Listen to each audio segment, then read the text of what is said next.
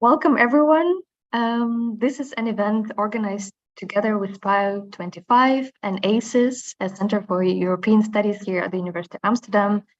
And on behalf of my friends and colleagues, I will welcome you all to this talk called Liberalism and its Contestations. And there is no doubt that liberal democracies are being challenged today in multiple ways. Notions such as rise of the far right, growing presence of populist movements, democratic backsliding, a phenomenon of illiberal democracies became an integral part of both academic and popular debate. There is, however, no consensus about what these challenges to liberalism entail precisely, and how should we speak about and analyze them. Our guests today, who have extensive experience in studying the topic, will share their thoughts on the issue. And as the first presenter, we will have Marlène Laruelle, who is a director and research professor at the Institute for European, Russian, and Eurasian Studies at George Washington University in Washington, D.C. Welcome, Marlène. She's also director of Illiberalism Studies program and has written extensively on the notion of illiberalism, which we'll be talking today. And Professor Laruelle works on the rise of populist and illiberal movements in post-Soviet Eurasia, Europe, and the US. Trained in political philosophy, she explores how nationalism and conservative values are becoming mainstream in different cultural contexts. Her presentation will be followed by our second speaker, Ruth Wodak. Welcome, Ruth. She's an emeritus distinguished professor at the Lancaster University. She's also affiliated with the University of Vienna, where she was recently PI of a 3-year research project on the discursive construction of national identity, Austria 2015. Among her recent publication is The Politics of Fear, the shameless normalization of far-right populist discourses. After Ruth, we'll have our third speaker, is Professor Jan Kubik. Welcome, Jan. Professor Kubik is a professor in the Department of Political Science at Rutgers University and a professor of Slavonic and East European Studies at University College London. He works on the rise of right-wing populism, culture and politics, and protest politics.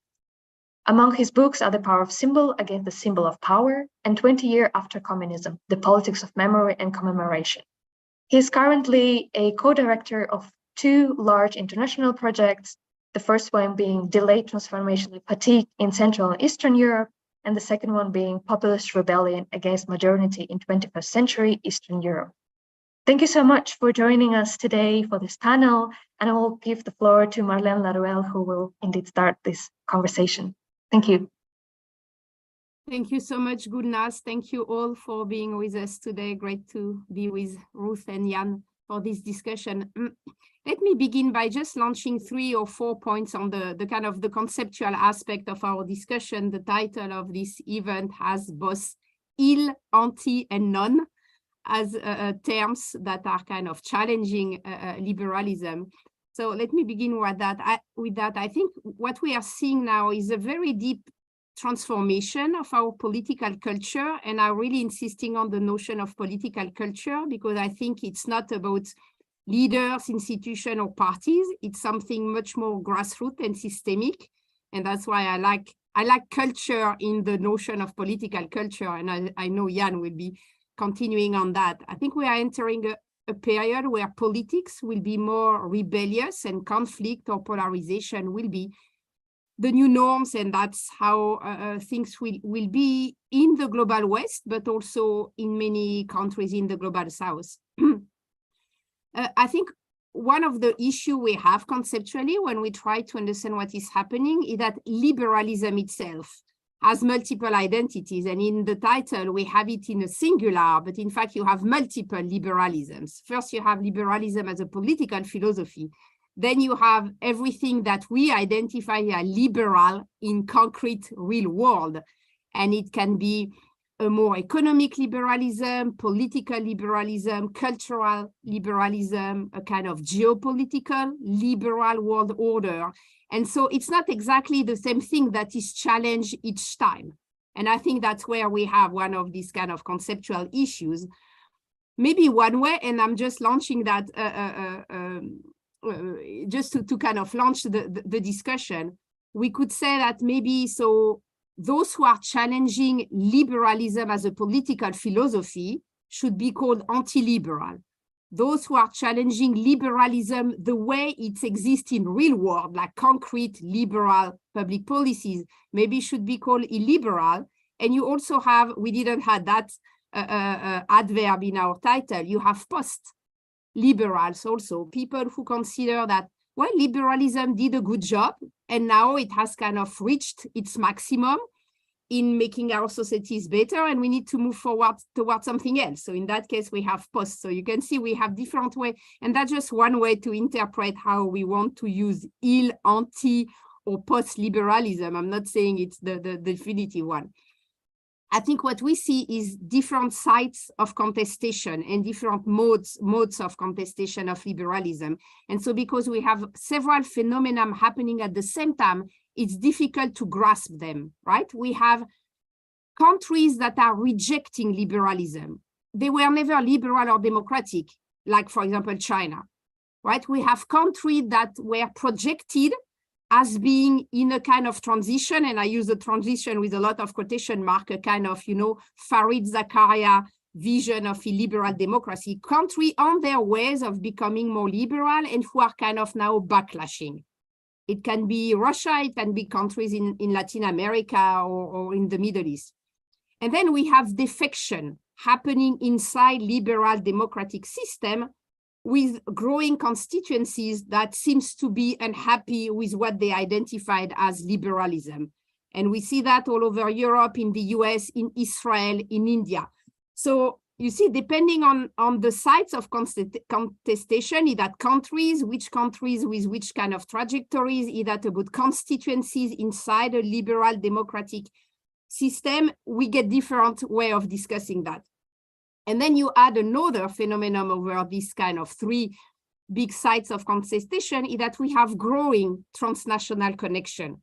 People and ideas travel. We have transnational organization. We have money traveling. We have ideological, you know, borrowing. We have mirror game. We have digital community. So we have all this rightist activism that is borrowing a lot for the progressive activism, and which is also getting transnationalized, right? And so all that make, I think, the conceptual discussion pretty complex. What seems to me very important is that in the literature we have, the literature is mostly a political science-oriented literature. We are missing a lot of the cultural studies, cultural anthropology, linguistic, probably, in trying to understand also, and psychology, what is the grassroots demands. And I think that's important to keep that in mind, is that you have segment of the population for whom what they identified as illiberal solutions sounds good to them. And I think that's important to go also at this kind of individual level of illiberalism and understanding that maybe we are all in us, both liberal and illiberal, depending on the moment, depending on the fear. And so we have also this kind of probably need for a kind of cognitive approach to what it means to be liberal or to be illiberal, if we want to be able to understand that grievances that are expressed are true and genuine. The political construction may be opportunistic, and we can discuss about, you know, like populist leader, autocratic, kleptocratic regimes, whatever. But the grievances that people are expressing, I think, are genuine and need to be kind of taken into consideration. And so my last point, and I will stop here, is how do you find a way to understand, to give ourselves, as scholar, and there are a lot of discussion about the role of academia in the way we are framing these debates, to recognize that liberalism may have failed in some of its promises, but then the political philosophy itself maybe should be rescued. And so how do we want to put that into our own kind of academic production? And I think there have been here a lot of discussion. Maybe I will just stop here. It was a few kind of general remarks just to launch the discussion, and I will give the floor to Ruth to continue. Well, thank you very much, Marlene, and you launched it in a very good way. And thank you also for inviting me, and I'm sorry that I'm not there face to face, but I think it's wonderful that Jan and I are being zoomed in. And that's kind of the consequences of the pandemic, that we now can do different kinds of conferences, which I think is actually quite nice. I just have a couple of points I would like to make, which I think complements a bit also what you have been saying. My first point is obviously we have an inflation of concepts. I mean, everybody is using the concept of populism now, and nobody knows actually what it means, or it can mean everything. And I have the belief or the impression that it's quite similar with the term illiberalism, and also with other terms, with extreme right, far right, fascism, neo-fascism, neo-authoritarianism, and so forth. I could go on and on, competitive democracy, managed democracy, and so forth. So I think we have to be very careful with terms we use. And in that way, I have a problem with the term illiberalism as it is being used in a very positive way by some politicians like Viktor Orban, who says, well, we are illiberal, and that's what we are in Hungary. And so we are proud of this. And liberalism, like it is in the West, is decadent and is actually at its end, and we need something new to protect Judeo-Christian Europe, and so forth and so on. And he obviously instrumentalizes this concept in a particular way, but it is now used also as a political notion. So that, for me, is a problem.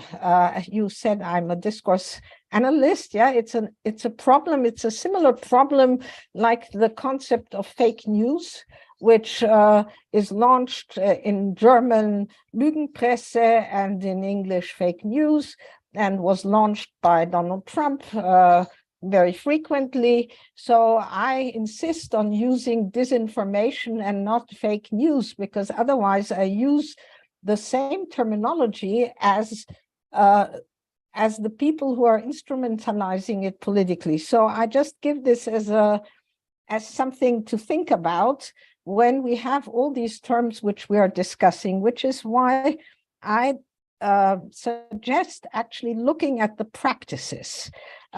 What is it what we are trying to describe and understand and explain? Much more important than, just finding the term out of these many, many terms, and then we could agree on how to name it. As with populism, and that's my second point, I think we always have to use an adjective. So I never talk about populism tout court.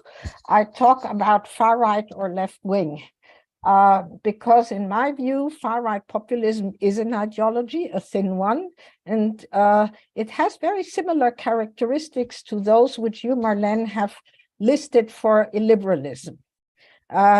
Even illiberals are against elites if they're not on their side. Yeah, they're against journalists and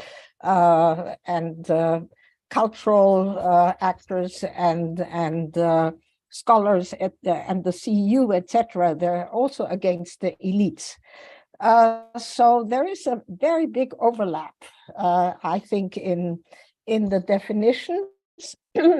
And I think it's important always to have an adjective which specifies what we actually talk about. And in that way, we talk about the hollowing out of democracies, liberal democracies.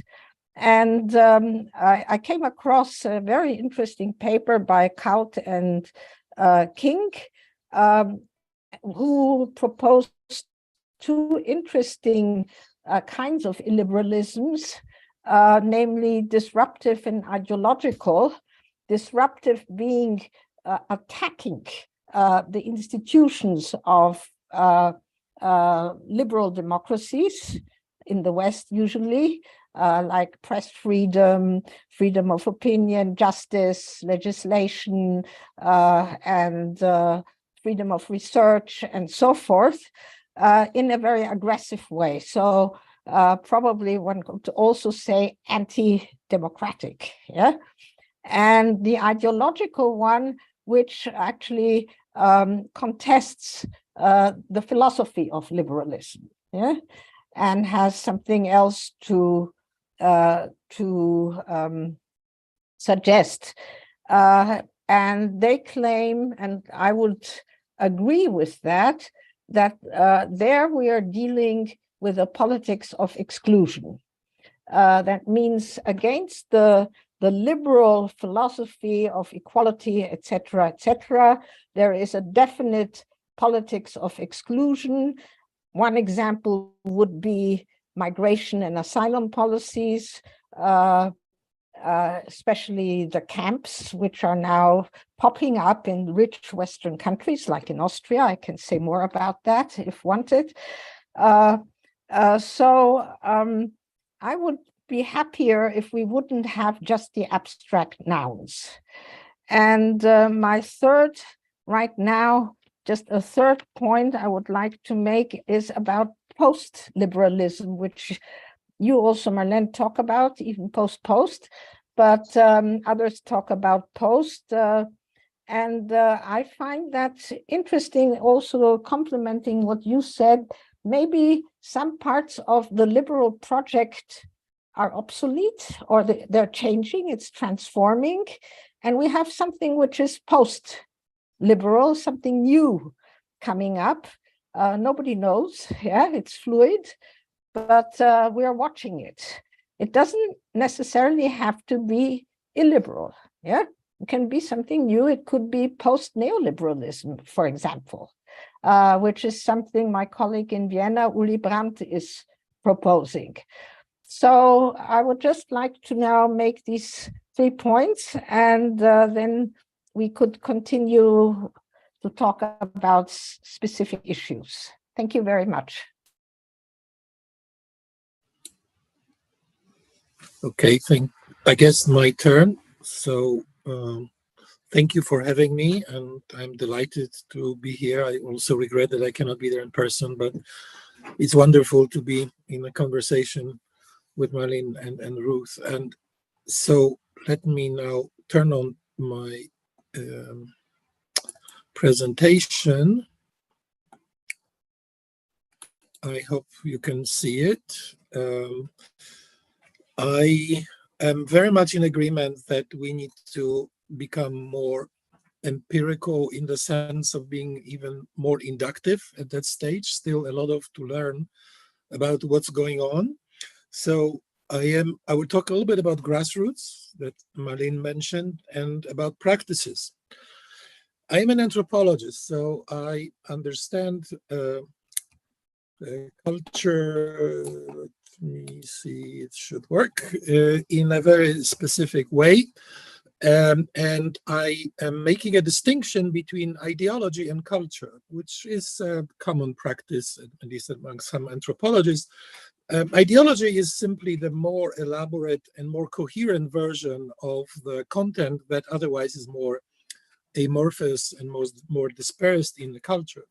So I'm making simply a definitional decision that populism I will treat as an ideology. I will not talk about it, certainly not at the beginning. And that is the supply side. We often talk about in politics, in production of culture, about supply. Someone needs to create it. And then we talk about demand side. This is culture broadly understood, a set of meanings, values, scripts of action that exist in a given community. And I treat, for the sake of this work, illiberalism as a culture.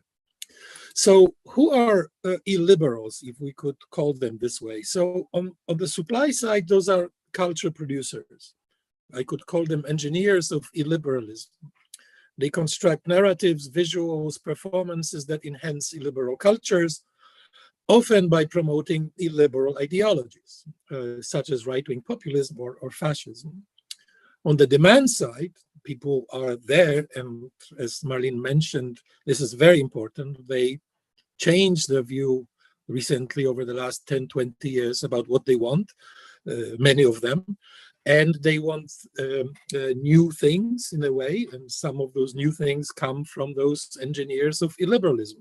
So on the demand side, you have people, and for a certain part of the people out there that I'm interested in are the people with higher susceptibility to illiberal populist framing. I'm not sure if I will have time to talk about this part, but I am going to certainly give you some taste of how I'm thinking about those engineers of illiberalism. So this summer, I visited Poland and attended 2 exhibitions, visited 2 museums. One of them in Krakow called Mozart Museum of Contemporary Art is, let's call it for the sake of this, center liberal, certainly not right-wing. And the Ujazdowski Castle Center for Contemporary Art in Warsaw is explicitly associated with the right-wing government. The right-wing government appointed the director and the management that is clearly ideologically of the same mold. So both of them have exhibitions about art and politics. I go there, I study them, I read comments, I understand the discourse, I study the discourse around those exhibitions, and here's a bit of my analysis. So one of the issues that attracts my attention in both exhibitions is violence against women. So on the left side, you have this woman with white and red colored dress and elaborate hair piece on her head. It says, "Poland is a woman." One of the slogans behind her say, "My choice is not my sin." This is the demonstration in Warsaw. On the right side, you see a representation of women in burqas, and one of them, and the woman in the middle is silenced, a very clear artistic gesture showing silencing of the woman who doesn't wear the burqa. So in both cases, the question is the violence against women. And what happens is that in the Mozart, I mean, in the shortest possible way to describe what's happening there is the protest against curtailment of women's reproductive rights. Moreover, it is indicated that this curtailment, in this case in Poland, happens inside of the EU. So this is the problem. There's a point in the EU that basically ruled by a predominantly liberal regime. You have an attack against women's reproductive rights. In the Ujazdowski case, again, this is, let's call it the right-wing portion of the Polish cultural political spectrum. You have the concern about the deprivation of physical security of women, but it is coming from the outside of the EU. It is either happening outside of the borders of the EU, somewhere else, mostly in the Muslim world, or it is perpetrated by Muslims who arrive in Europe and threaten women's security. So you have 2 very different concerns about the violence, the dimensions, aspects against women.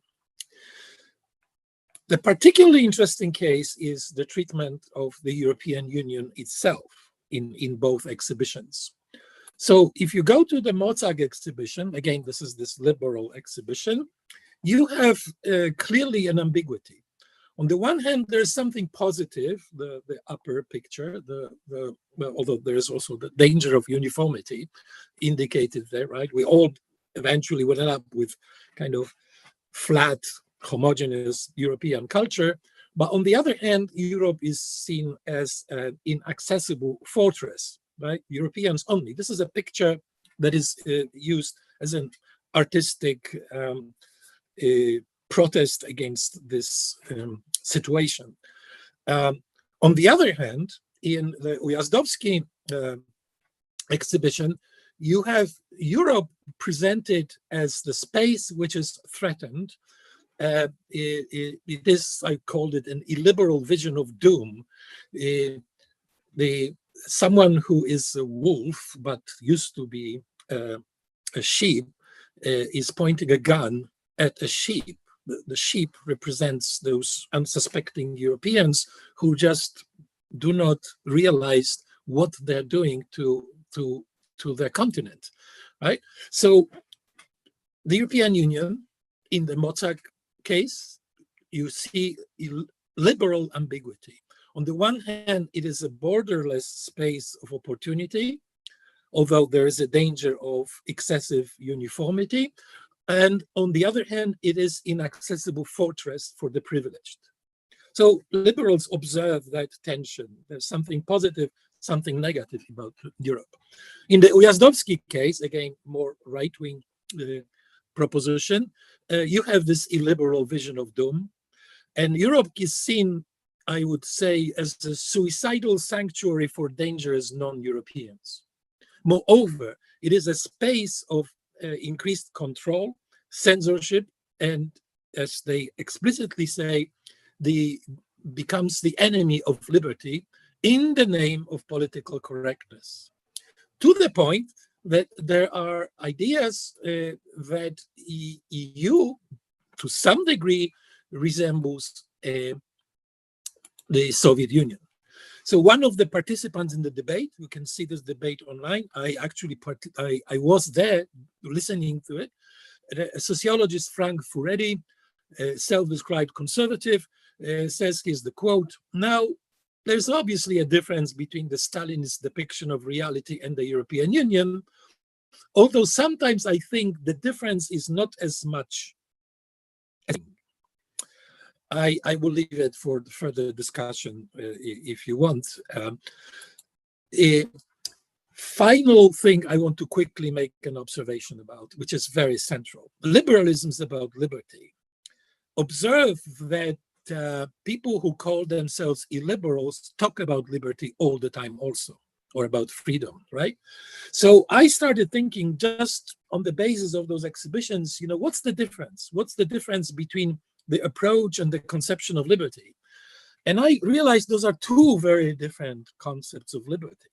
Here's how I'm trying at the moment to conceptualize it very quickly.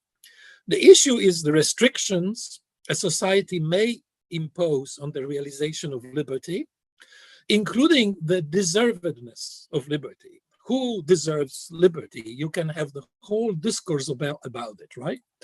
So what happens in the Mozart exhibition, again, liberal exhibition, is conditional liberty. Now, why is it conditional? This is a very common thing about liberals since the beginning of liberalism, which is to think about necessary limitations on the exercise of liberty. So I would call the restrictions are axiological. Why do we have to impose limitations on the exercise of liberty?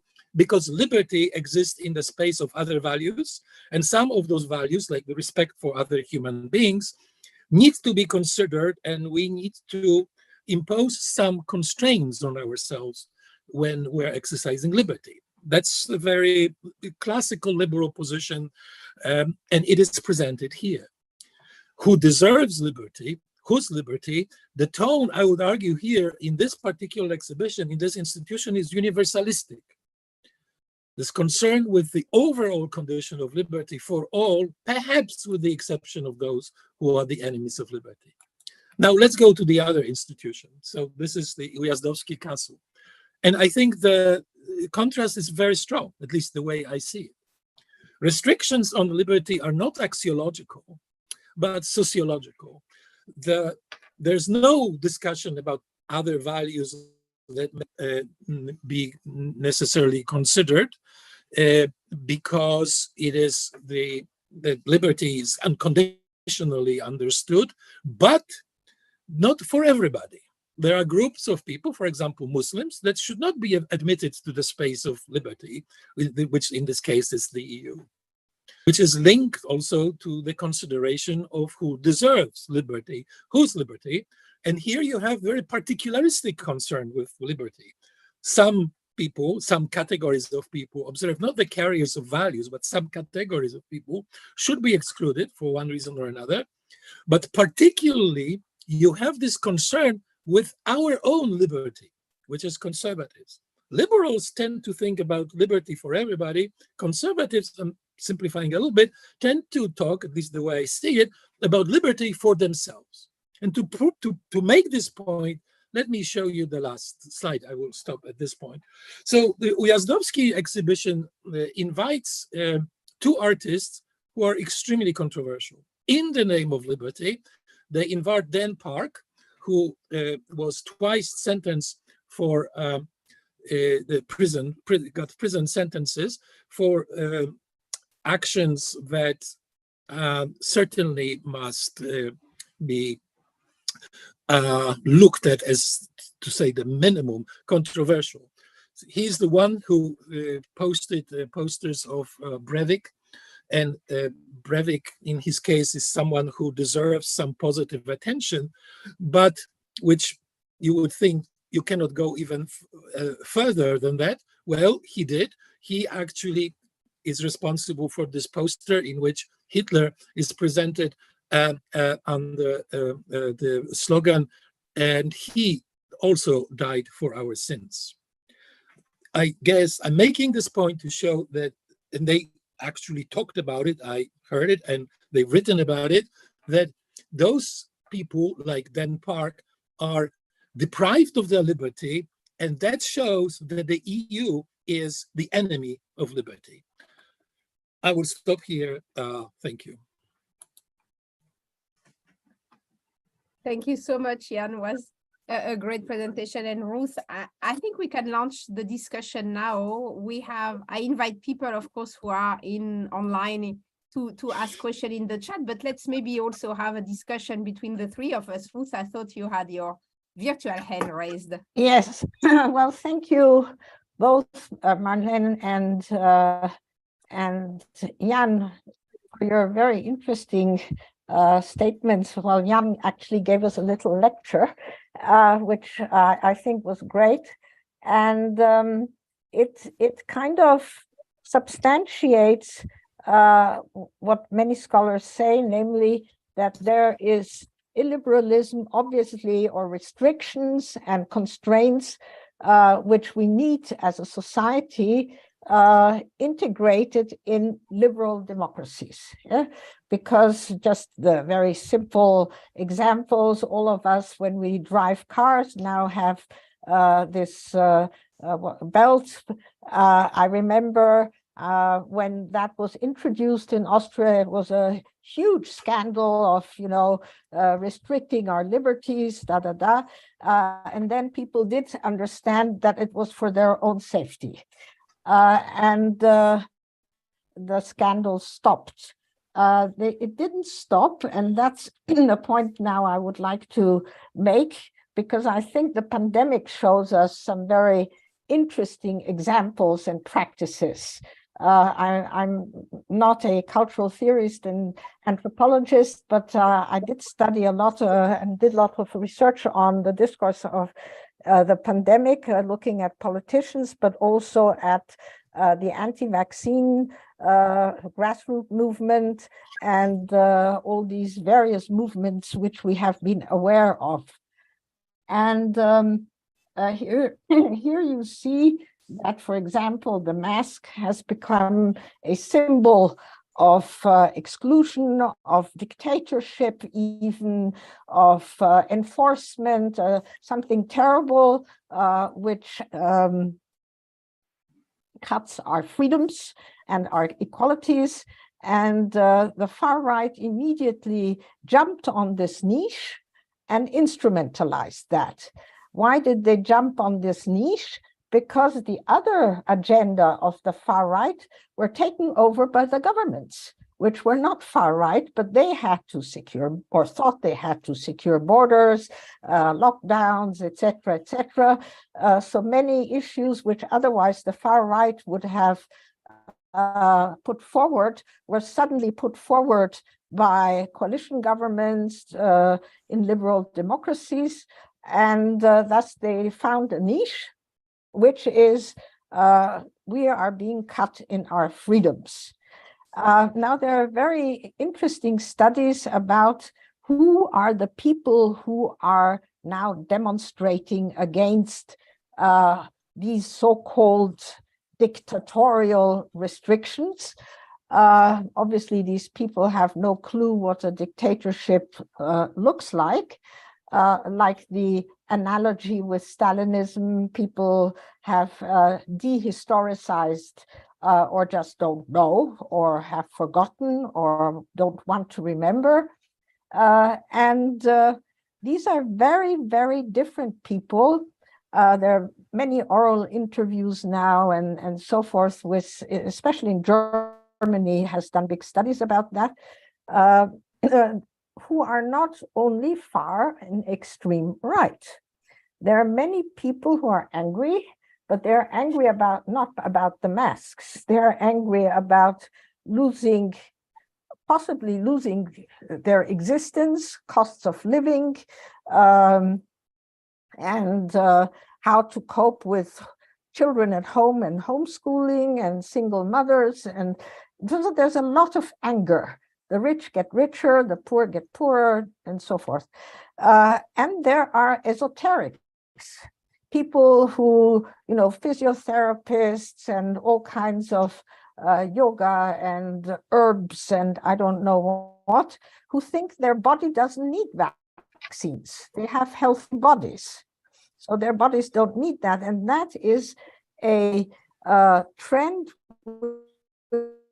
from nativism, and which has a history in the 19th century, and which comes from anti-Semitism. So the Aryan body is healthy and doesn't need vaccines. Yeah? That has a big history. That's not the first time that has popped up, but now it has become very big. So you have, and then you have neo-Nazis, and you have the far-right parties, and all of them demonstrate together. And if you ask the non-far-right people, parents with children, who are demonstrating, and you'd say, don't you mind that you are walking together with well-known neo-Nazis who have actually been in prison? Austria has a law against National Socialist symbols and slogans and ideologies. They say, we don't care. We only care about us. And so two researchers have called this now the sort of the freedom which has been hurt, sort of like in a kind of psychological way.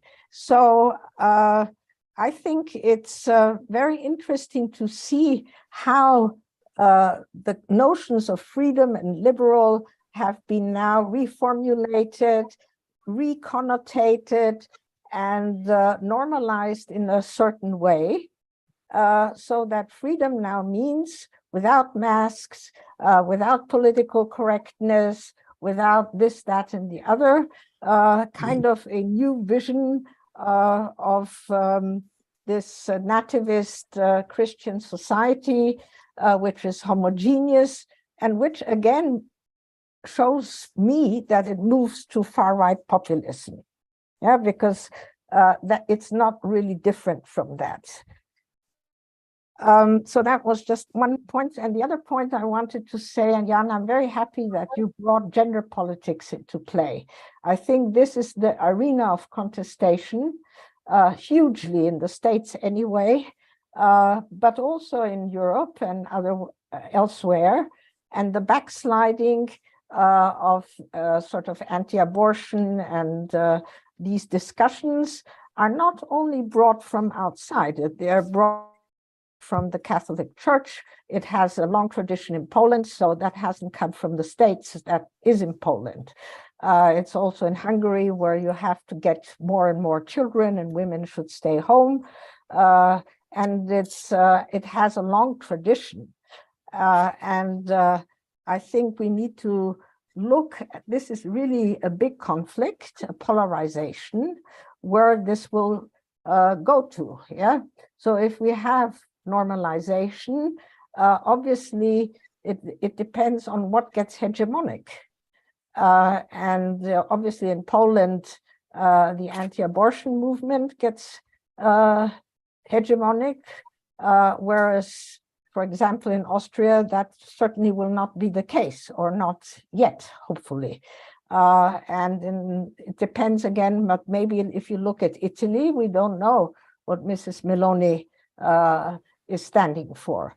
So I think a area, really important area of research for all of us should be these huge gender conflicts, which are symbolizing a huge contestation of achievements and of liberal achievements in the second part of the 20th century and in the 21st century. And it's being shifted, blame is being shifted on the Muslims, but it's not a Muslim problem.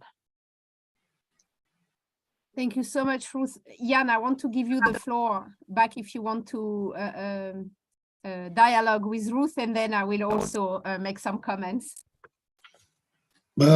Okay, well, a few points. Well, thank you, Ruth. That's yeah, very much my intention. Many things that you said. So I'm glad that I managed to convey them in a way that they provoked you to think further about it. One thing, I don't think that anti-abortion option is hegemonic in Poland. It is actually, I would say, not. It is very powerfully pushed by the present government and the church, of course, but the opposition is powerful. And actually, when people ask me, do you have any hope in this situation, not only in the case of Poland, I always say, well, my biggest hope is young women who are mobilized and who will be fighting and who understand actually the link between what they're fighting for in the case of protection of themselves and the liberal order.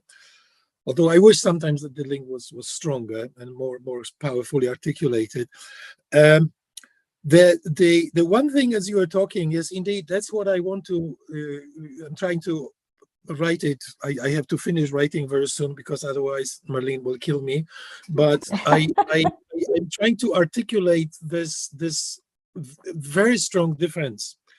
And I was digging into the classical writing in liberalism to see if I'm right. And yes, I think I'm right that liberalism from the very beginning tries to understand the necessary restrictions on freedom in the name of other values, whereas the other side seems to be arguing in the name of unrestricted freedom. You know, if you invite someone who is a fascist and was convicted, that is something that's very anarchistic, right? So you push the whole issue of freedom to the territory that is covered by anarchism, which is, of course, a certain way of understanding liberty, but it's not in classical liberalism.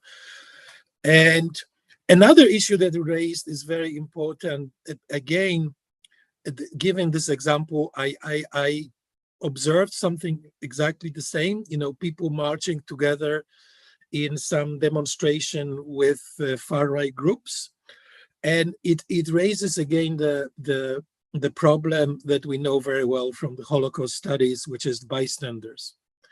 And when people, what is actually, it raises also the practical question, how can we convince people that they need to become active and they need to take sides? There are moments in history when you are a bystander, you are complicit, right? Something like that. Particularly that it's easier now to fight the right-wing phenomenon than it was, say, in the countries occupied by the Nazis, right? So that should not, the cost is not as high. And then final thing, yes, I think that anger and you know, fear, about which you also wrote, are incredibly important phenomena. But As someone who is not a psychologist, I'm trying to understand cultural framing of those emotions, and I just observe that people who are angry because of the cost of living is rising. Some of them support right-wing solutions and right-wing parties, and some of them do not, right? So there is this interaction between something that people find useful as an ideological frame for their anger, and that varies. So that's something also that is important. You know, just red and blue states in the United States, or you take any country and you find maps. I was looking actually at Austria, the elections, and you have those are very evocative maps also, right? The support for FPÖ and so on. So the same thing in Poland, of course. The part of the country goes for Kaczynski and part doesn't. So there's something there. It is a part of my project also. Thank you so much. If I can add, and then I hope we will have questions coming from the audience on that discussion. I think both of you, when you are mentioning this, also there are some tension inside the liberal framework itself. I think on the restriction on individual freedoms that people kind of express around, for example, the pandemics moment, it's also when the social contract doesn't work anymore, right? It's a way to say the social contract doesn't work anymore. So the kind of yellow vest protest you had in France, that is totally politically like 1/3 far right, 1/3 far left, 1/3 apolitical, discussed about, politicians are all the same, I don't want to vote and so on. What they are telling is that they don't want any restriction on their individual freedom because the social contract doesn't work anymore for them, right? So I think that's a really important point that both of you were kind of mentioning, but I think it's more than that. I think there is a philosophical tension in liberalism now that liberalism doesn't know how to solve, is that you cannot celebrate atomized individual, where you have the right as an individual to break all the social pressure on you, including the most sensitive one, which is related to your body, your place in the family, your gender, and say everything is a construct, a social contract that as an individual you have the right to break. Have that, plus an extreme consumerism where all your needs are kind of legitimate and celebrate, and at the same time tell people, guys, you need to be vaccinated because it's important for the whole group, right? You need to have your security belt because we don't want people to be killed on the road, right? It just doesn't work, right? There is a tension that I think the system doesn't know how to deal with about this kind of celebrated ultra individualism, and still having to say to people, you still have collective rules that should apply to you as a citizen to respect the other, and also as a citizenry, we need to have collective rule. And I think that's something that people are catching now, of course, not with this kind of interpretation that I'm offering, but there is a contradiction that so far our Western liberal system doesn't know how to solve, because they are sending signals to citizens that are contradictory. Right, so that just to kind of contribute to the discussion. I think both of you had really great points about this, also the kind of issue with the comeback of majoritarianism in our societies, right, and the tension with minorities, whatever it means, whatever they imagine as a minority and so on, that I think are really kind of the big challenging that we are facing now. And here we are just discussing the kind of the liberal democratic framework, right? Many things are happening in already less liberal framework. Ruth, do you want to answer on that? And then I see a question. Just very brief to what you said. I agree. And I think this individualism obviously also has to do with neoliberal thinking and ideology and economy. So in a way, the Western democracies, most of them, not all, have brought it on themselves. Yeah, because if you emphasize achievement and individualism and this, that, and the other, and then you suddenly want collectivism and solidarity, how it doesn't go together. Yeah, there's a huge tension. Absolutely. I think that there is a lot of it's an important element to look at neoliberalism, not only the economic one, but the kind of the philosophical aspect of neoliberalism, that is this kind of extreme atomization and your needs are always legitimate, that is kind of getting challenged now. I see we have question coming from one of our colleagues, David Grabowski, especially to Ruth, asking a question about your view on vaccines. What is the difference between people comparing pandemics policy to authoritarian regimes like Stalinism and your comparison of healthy yoga teachers who assume they don't need vaccine to the Aryan view of healthy bodies? Well, the one comparison is being made as an argument, and my utterance, which I said, is an utterance which was tape recorded.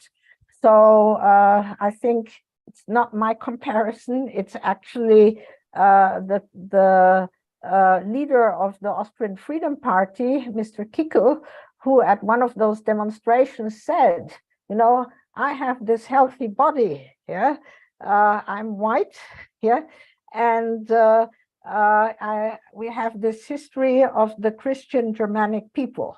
So he didn't say Aryan, because that would have probably broken too many taboos at once, but it was obvious what he meant. And in their program, they have that. So that is not an analogy which I made, but it is something which is part of their ideology. If I can add on that, because I was also interested by the way you link that, I think you have the issue of way of life that is becoming really important on the way we look at politics and the way politics is discussed. And you have transformation of the way of life on the more kind of, so you have kind of subcultures, right, that are more on the progressive side and some that are more on the conservative side. But they go in the same direction for me. I mean, all the kind of, you know, I want a healthy way of life and eating organic and cooking myself and not being too consumerist and so on. You have it on the left, you have it on the right, right? If you look, whatever the pandemics also open, all these kind of, you know, withdrawing into your own world, being sure that you can manage alone in case the state stop to be functioning, right? It can be, you have it on the left side and you have it on the conservative side. You have survivalism on the right side and you have it in a sense on the left side, like I'm going back to only, you know, I do my own soap and cooking myself and my own vegetable and so on. So I think it's really interesting now to see that it's coming from both cultural world, the rightist one and the leftist one, but all of them are challenging the kind of state-centric, neoliberal, ultra-consumerist, you know, globalized world by promoting kind of partly deglobalized, partly globalized kind of community, inward looking, but with kind of different definition of what is the community. It can be a closed one, can be a relatively open. So just to say that I think there is a lot of research also to be done about this kind of how way of life are in fact telling a lot about the kind of culture, the transformation of our political culture, and the parallel between the right and the left for me is absolutely fascinating on that. I think Jan had something and then Ruth. That question, and I'm not sure if I would be able to articulate it well, but the question is extremely important. You know, what's the difference in the reaction against the yoga teacher versus the complaint about the state regulation? I would say that here we need to reflect a little bit more about what does the liberal system regard as the appropriate justification of state's action. Is it, and I would simply put it in the stark terms, cultural mythology versus scientific reasoning. And it's something that is missing. If the state would justify its actions by reference to some myth that may or may not be shared by the whole population, that would be similar to the yoga teacher. That's a one cup of tea. But if the state makes an effort to convince the citizens that the best scientific evidence indicates that that's the way to go, which in the mythological terms is neutral, although you could say, of course, that there's scientific liberal mythology.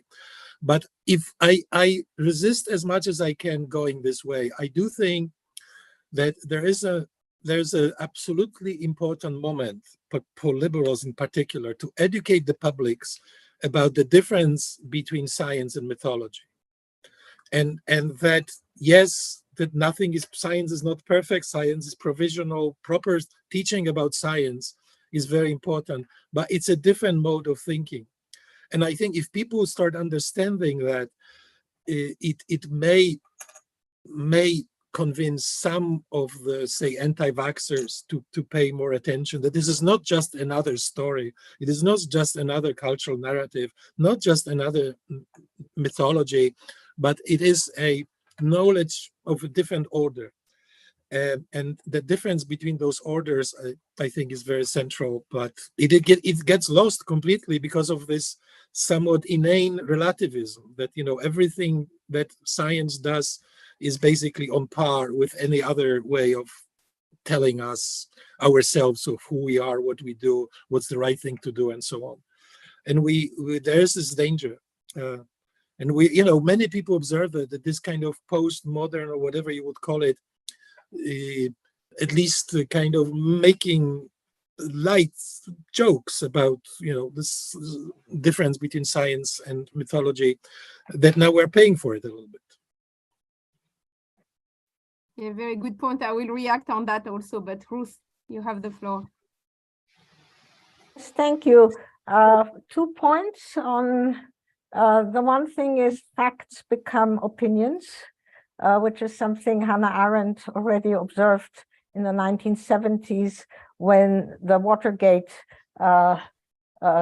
broke out, and some scholars were actually quite happy to provide opinions for the right, and the facts were, one tried to really delegitimate facts. So this is, of course, not new, and the Nazis did this as well, and we know there's a long history to all of that. And I think, I've tried that too, like you, Jan, but it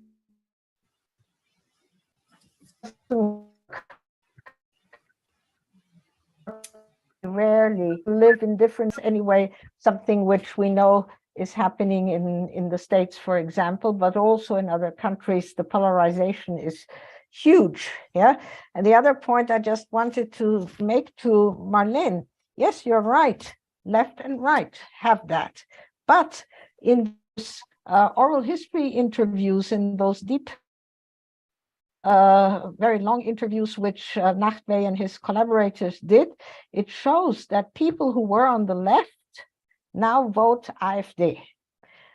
So they move from the left to the party which actually supports them and which has put these slogans on their maps and to their programs, and they feel much better protected by those parties than by the Greens or the Social Democrats, which they voted for decades.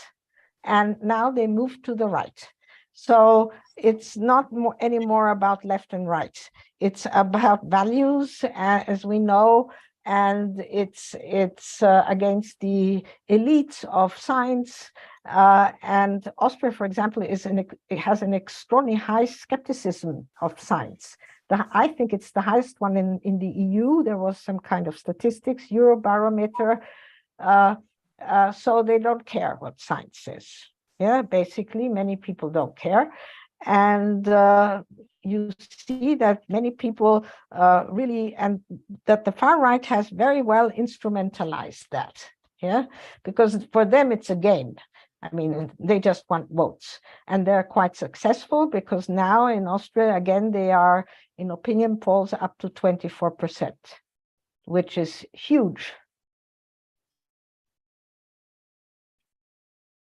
Yeah, if I can briefly add that, and then Jan, I give you the floor again. I think what is happening with science, and that's really very important, Jan, what you were mentioning, and Rose continue on that, is that any discourses of authority is challenged, right? And so what happened with science is that it got unfortunately conflated with technocratic discourse.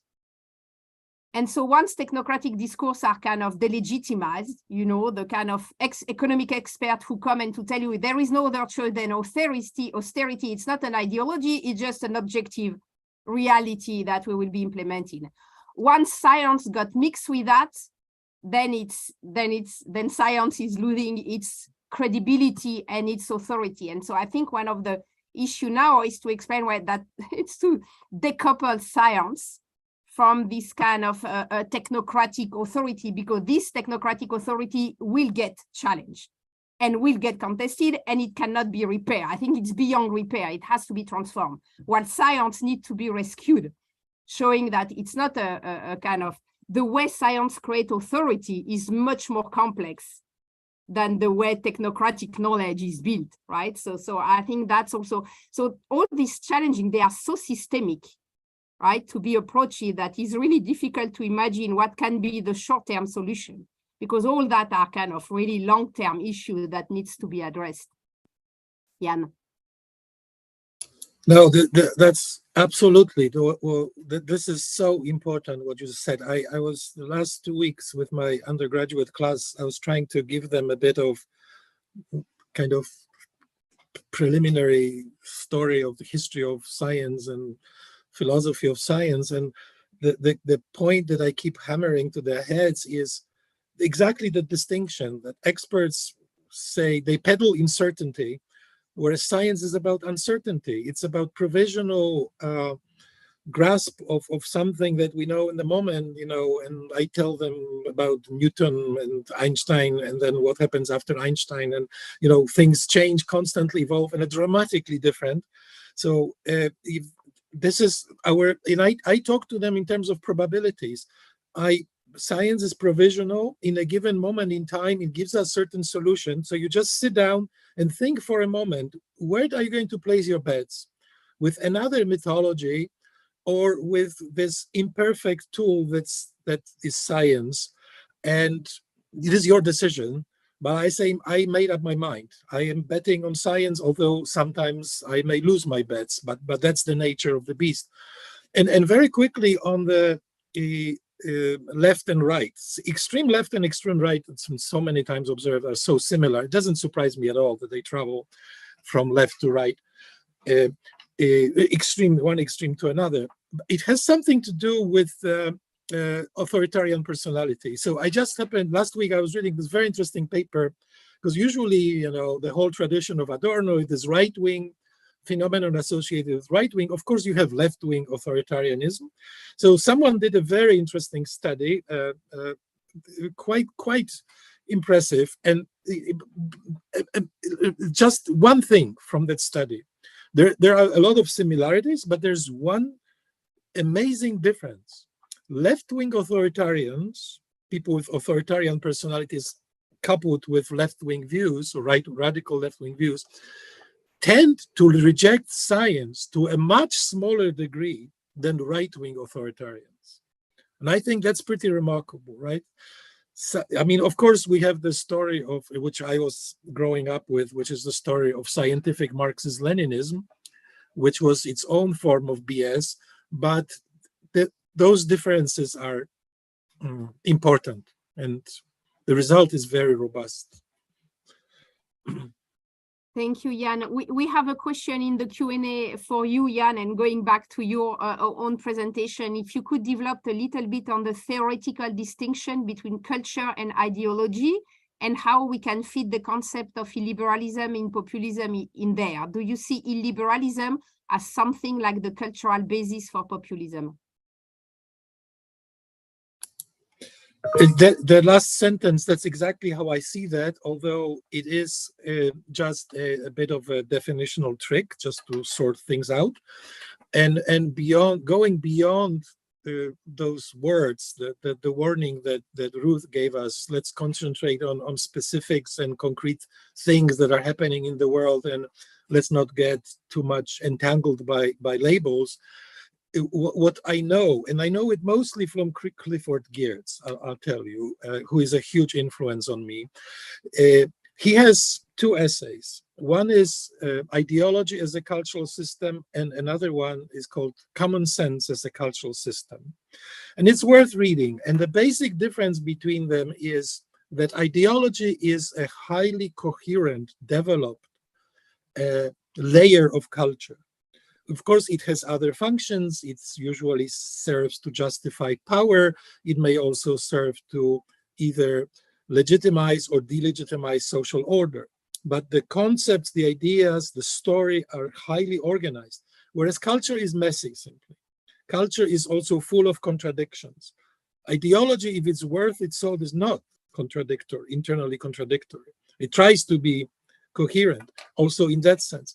Whereas culture is an inherently, is a battlefield of various concepts, ideas, and so on. And some of the, hence the concept of hegemony that Ruth already invoked is so useful, that at a certain moment, some dimension, part, section of culture is winning, but doesn't mean that they are winning forever. And so that's how I understand it. Messy versus coherent. And yes, in that messy, commonsensical way of understanding the world, we can find elements that make those people more ready to accept far right-wing ideologies, fascism or far-right populism, or whatever. They are more prepared than those who live in a more liberal cultures, I would say. And I could go on. I am building a catalog of their features. I don't want to take time, but if there is a time, I can give you one example, but maybe if later, maybe there's time. But that's the basic difference. Thank you, Jan. That's a great point, Ruth. You're muted. I would like to add my students sort of in thin and thick, who, I mean, that the far-right populists, those are ideologies in comparison to the big narratives, the big Mannheimian ideologies, which are coherent, consistent, built into like a building, like Marxism or Nazism or liberalism and so forth and so on. And obviously, these thin ideologies fit the fluidity of our times. So you could put Bauman together with Frieden in that way, because obviously we live in a time where these big sort of buildings, as a metaphor of ideologies, don't exist anymore, or they are not very successful. Because the world is so much more complex and globalized, and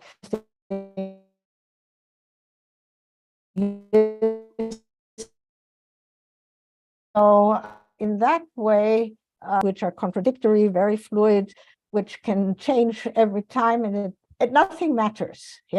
And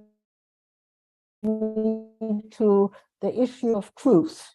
So we should make a distinction between, well, on the one hand, facts, facts, knowledge, and beliefs. That's the Kantian distinctions. And we also of truth and lie on a meta level. And I think that all these pressures right now, and we are dealing and trying to cope with in politics with strange phenomena, which is not only something which Trump invented, but which has been around much longer. Before in concerning the populists anyway. So we have these what I always say, it doesn't matter. They can lie, they can do this, they can do that, they can say the truth, they can not say the truth, they can say facts, they can say fiction. Nothing matters.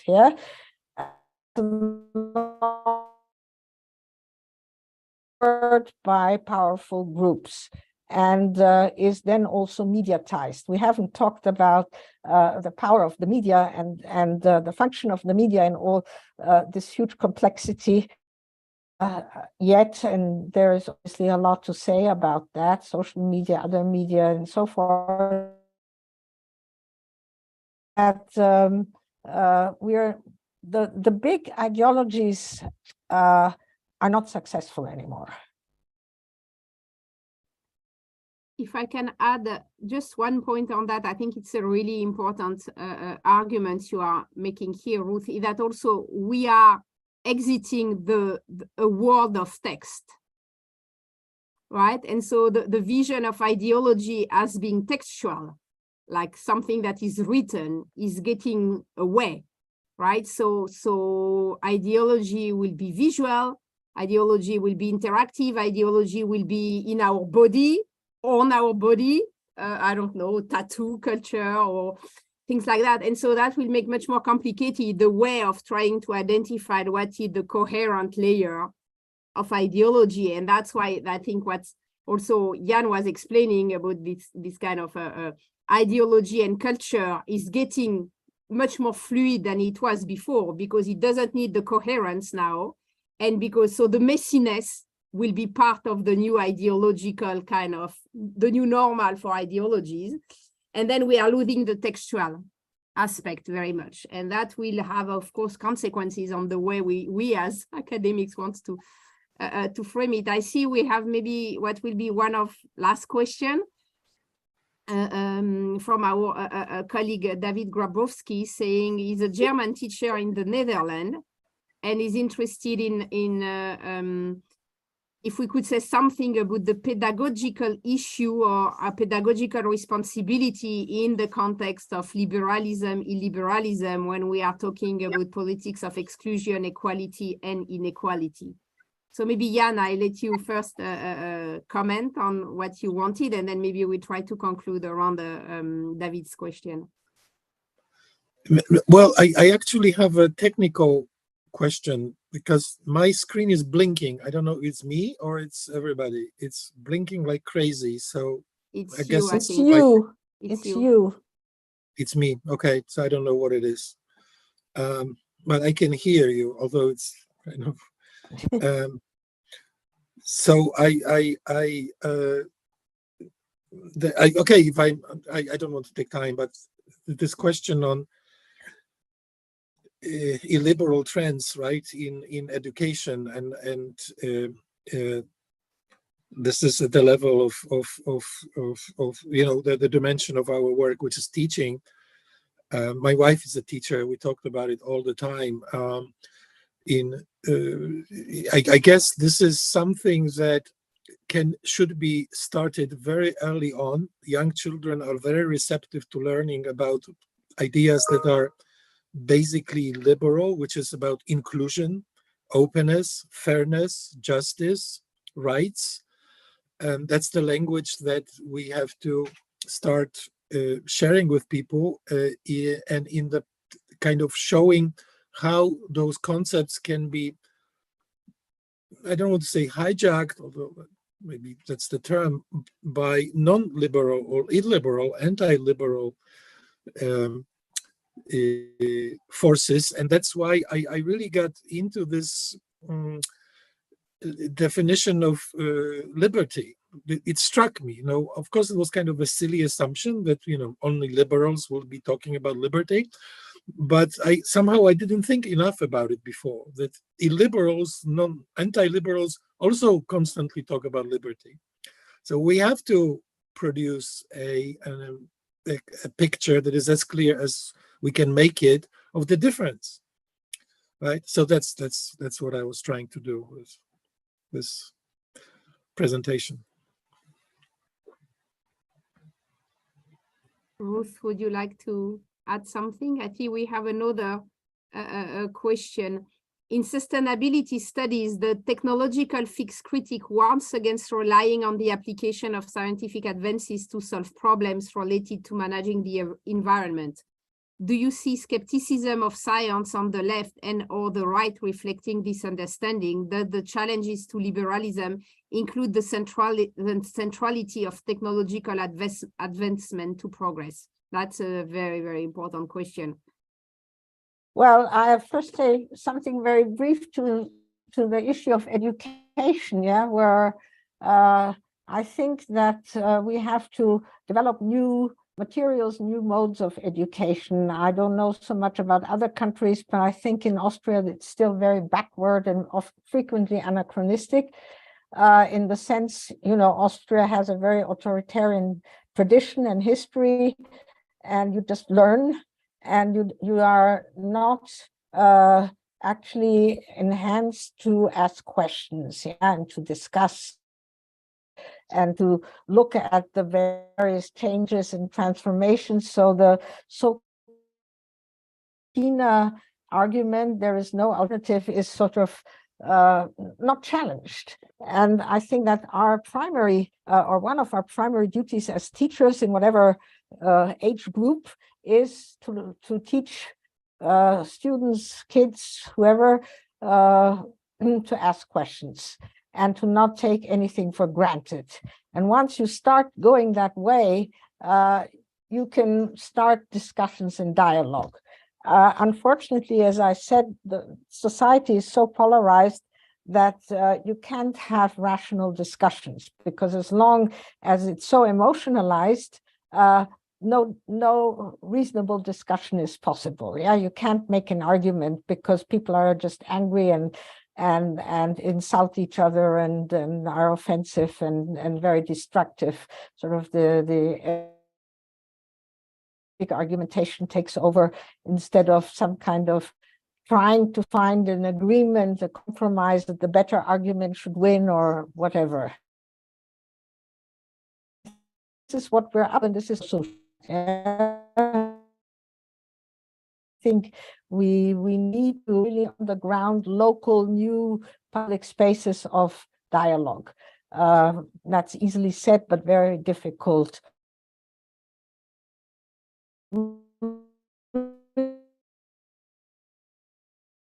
We are losing you now, but it's very difficult. And about, yeah? Yeah, go on. There is just some time where we are losing the sounds, but that's okay. Continue, sorry. continue. Yeah. Continue. Okay, I'll quickly just continue to the environment. Of course, this is the big debate about climate change denial. And again, sort of denying the facts. I was in the tram today, and we were talking about why it's so warm, and she said, well, it's always been up cold and warm. Yeah. And then I said, yeah, but now it's catastrophes and, you know, it's all much faster. And she said, it doesn't matter. And there's nothing we can do. And so, you know, I was and thought, okay, I could start a big discussion, but she's getting at but it's so typical that it just that there are umpteen scientists, facts, everything, and you can just disregard. I think that's a very huge crisis. Thank you, Ruth. Yes, Jan, do you want a few last comments? Yeah, very quickly on this question, because it is something that I've been thinking a lot about. In very, very simplest possible terms, I would say the technological fix is not science. So that's the opposite of science. So this is something that the science is often used mindlessly as a legitimizing device by technocrats, but it is not science. And I found my favorite quote from John Maynard Keynes, which I think tells the whole thing. Allow me to read it. I think it's fantastic. Here it is. Practical men who believe themselves to be quite exempt from any intellectual influence are usually the slaves of some defunct economist. Madmen in authority who hear voices in the air are distilling their frenzy from some academic scribbler of a few years back. And that's exactly what it is. So those who opt for, well, we know how to do that. This is, ready-made solution, technological fix. That's not what the science should be about, although they claim that it is.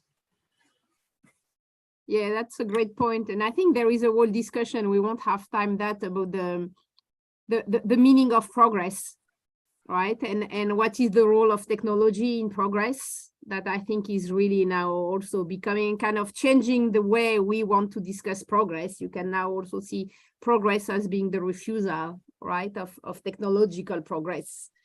Right. I mean, it's all debates, but I think it's really becoming strategic now. And that is impacting the fact that it's difficult to identify what means liberalism now, because there was this kind of conjunction between liberalism and progress that maybe has to be deconstructed now in one way or another.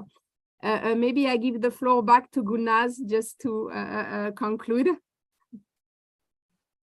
Yes, actually, I just wanted to say that this has been amazing discussion, and indeed we touched upon so many aspects. And I would like to thank you all, three of you, for joining us despite all the challenges. I'm really grateful to Marlene, Ruth, and Jan. Thank you so much.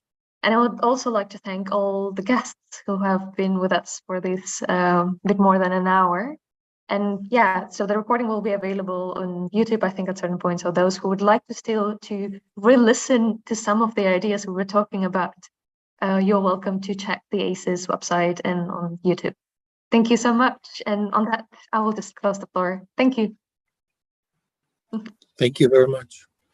Thank you. Thank you all. Great discussion.